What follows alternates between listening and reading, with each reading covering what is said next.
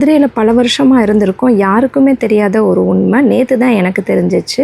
அழகர் கோயிலில் 18ஆம் படி கருப்பு எப்பயுமே கதவுகள் மூடப்பட்டு தான் இருக்கும். வருடத்திற்கு ஒரு முறை ஆடி மாதம் பௌர்ணமி அன்று திறக்கப்படும் என்பது ஐதீகம். இது எல்லாருக்கும் தெரியும். அப்படி வருஷத்துக்கு ஒரு முறை தான் திறப்பாங்க அப்படின்னு நினச்சி அன்னைக்கு ஆயிரக்கணக்கான பக்தர்கள் வெயிட் பண்ணி போய் பார்ப்பாங்க. ஜூலை 29, 2026 ஆடி பௌர்ணமி வருது.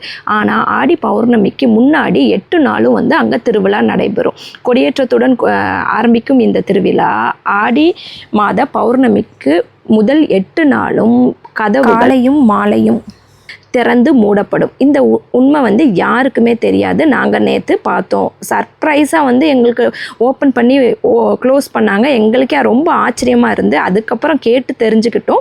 இது இந்த 8 நாளுமே காலையிலையும் சாயந்தரமும் சாமி புறப்பாடாகி வரும்போது கதவுகளை ஓப்பன் பண்ணி நம்ம சாமி கும்பிட்டுக்கலாம். ஒரு கொஞ்சம் ஃபியூ செகண்ட்ஸ்லேயே க்ளோஸ் பண்ணிடுவாங்க.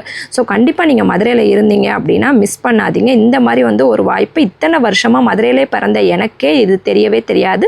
நான் நிறைய பேருக்கு சொல்லும் போதும் இது ஆச்சரியமாக தான் கேட்டாங்க. யாருக்குமே தெரியாது. அதுக்காக தான் எல்லாருக்கும் ஷேர் பண்ணிக்கணும் அப்படின்னு சொல்லிட்டு உடனே இந்த வீடியோவை போஸ்ட் பண்ணுறேன். ஸோ கண்டிப்பாக மதுரையில் இருந்தீங்கன்னா போய் அழகரோட தரிசனத்தை பெற்று வாருங்கள்.